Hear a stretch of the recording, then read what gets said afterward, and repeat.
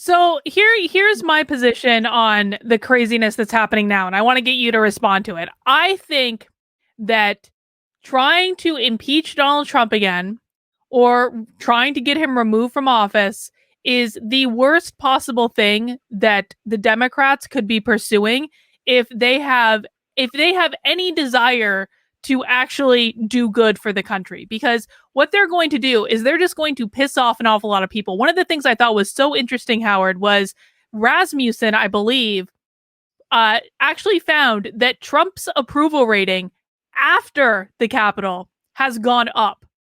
It's gone up.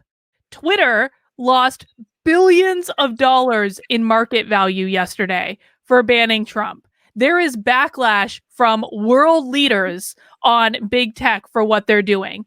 And I think that one of the biggest mistakes that the Democrats can make, and they do it every single time, is they're trying to overplay their hand. And I think you said this earlier, but they're only interested in humiliating Donald Trump. Now, I don't think they're going to be successful in that. I think Trump is like probably to the point where like he's like, well, what else is new? They've been doing this to me for 4 years, right? So they're not going to be successful in their goal of humiliating Donald Trump. They're going to piss off millions of people in the process. And guess what? A lot of those people that they're really pissing off, they're former military. They own a lot of guns. And a lot of them are kind of like, I'm going to say, LARPing on this American Revolution concept. And they scream 1776 and all that. And I think that in trying to go after Donald Trump again, when he has now 8 days left in office, is only going to lead to a civil war at some point. And that's really what I'm afraid of. What's your perspective here? Absolutely. And just, dovetailing on what I was saying about those people who are forlorn and they really shouldn't be. What you just said is another reason why they shouldn't be. The party, the Democrats, the side that won are poor losers, are poor winners. Excuse me. I want to repeat that. They're poor winners. Okay. And they want their blood now because that's really all they wanted. There wasn't anything that they were winning anyway. Biden doesn't stand for anything. It was just to be against Trump. And so, that card played out. They're going to discover there was a part of, I'm sorry. There was a part of me that was really pleased that they will now take office. One of those things like, okay, it's all yours now. Okay. We could breathe.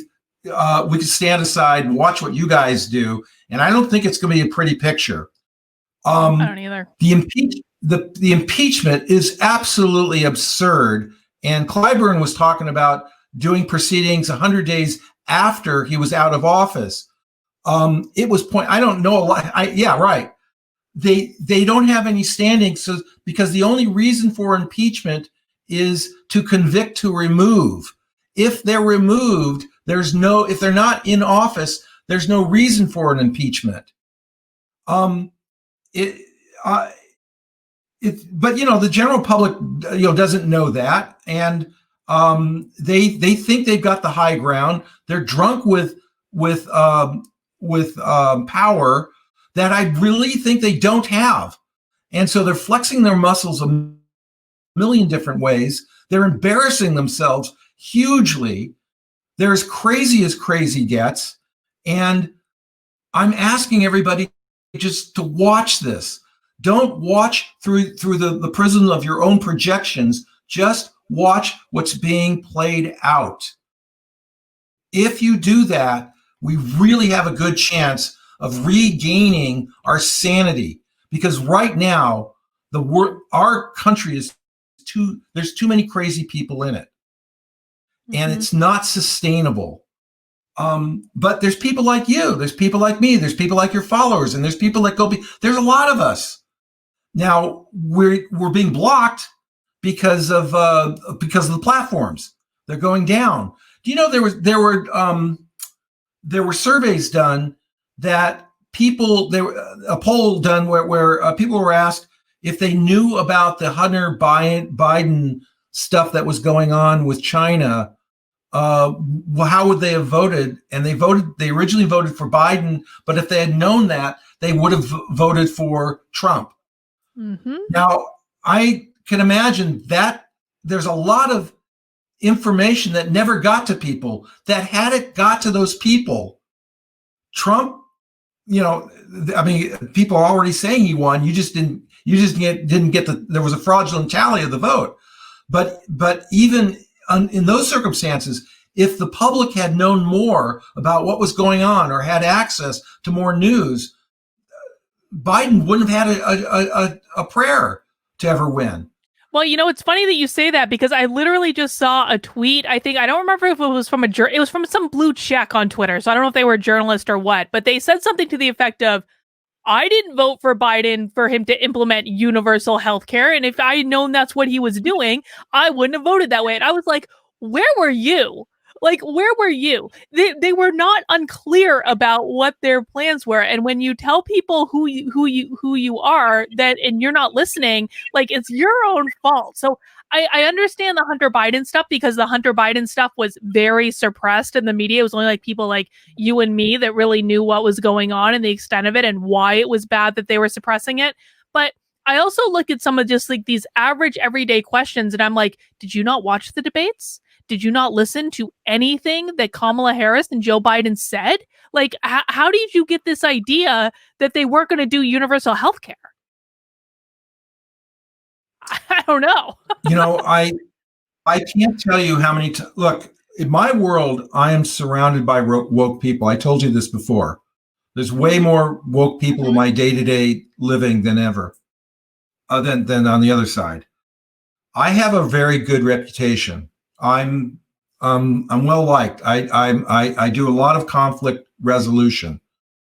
And so the times that come up where there's a policy issue that I might have with those people, I'll point out a few things and they'll say stuff like, I didn't know that. And I'll say, would that have made a difference?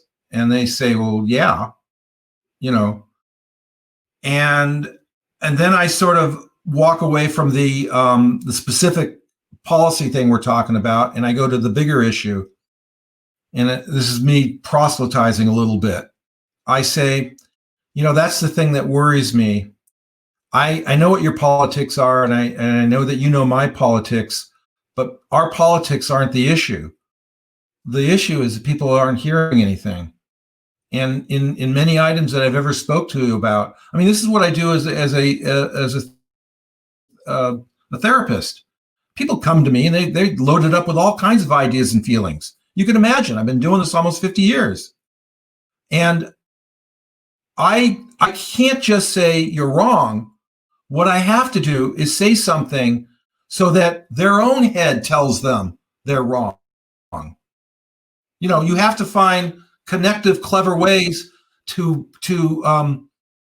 connect with people, so that when they change their mind, it's not that you change their mind, they change their mind on their own, because on their own terms, they came to understand the situation better. Now, I'm going to tell you something that hopefully can give hope to those people who feel like forlorn and there's nothing we can do. If they had any idea the number of the people who would claim to be in the woke, liberal, Democrat, Biden voting camp, if they knew how many of those people that if you could have a one-to-one discussion with would say, I didn't know that, and that makes a difference, they wouldn't be so much feeling that nothing can be done. It's just that these people aren't addressed or approached as individuals who think for themselves. They're approached as a group. Mm-hmm. You approach somebody as a member of a group, you'll never get through. Well, and this is why it honestly has always driven me crazy, and it continues to bother me. The right does this all the time. Every time someone on the right says liberalism is a mental disorder, I'm like, first of all, I'm a liberal. Trump is actually more liberal than Joe Biden, P.S. Secondly, when you classify everyone, and I hear this all the time, Howard. I'm like, every time I say something that people don't agree with, they're like, "You're still a Democrat," and I'm like, you know what? Like when you're classifying everyone that believes a certain thing in one way and making assumptions about them based on this one thing, you're doing exactly what the left is doing with identity politics when they see someone of a certain race or gender or sexual orientation and they make all sorts of assumptions about them based on one factor. The right is absolutely doing it too. It drives me insane. It's a huge point. I mean, if anyone can get anything from this discussion, and I hope they get a lot of things from this discussion, if they start this discussion from a classification perspective, they've lost the argument. They're done. There is no discussion once you get into the labeling. There are ways, obviously, just to discuss characteristics and groups of things and sets, and there's ways of doing that. I don't have a lot of confidence that the average person who doesn't think these things through understands group dynamics the way that they should. I guess I'm saying there's a sort of mass ignorance about group dynamics, and which is disturbing because we do things mostly on group dynamics. So we've got people driving the truck who don't know how to drive a truck. I mean, I deal with group dynamics all the time. I have to. You've done it. You work with a group as a business. You go there's a consultant there. So there's obviously some kind of a group, but if you only stick with them as a group and don't understand the individuals who are in that group, you're not doing them any service. And I know you know these principles. After all, you can read it in your book. Well, and it's funny. I actually have a whole chapter in my book just on disc profiles and disc styles and what you need to know about your work style. Because anytime I've worked with an organization, the very first thing I do is I make everyone I'm working with take a disc profile so I can then look at them and their individual preferences and tendencies and how they're communicating and how they're operating. Because if I can't look at them as individuals first, I don't know how best to work with them. Yeah, and if you can learn this skill to understand group dynamics with a lot more complexity than is played out in the cartoonish, media world. If you can do that, if you approach people not as a group but as an individual, you find that there is so much overlap and agreement about basic things. It's just amazing. But once you align with the group, then you have to align with some kind of position, and then frankly, all bets are off.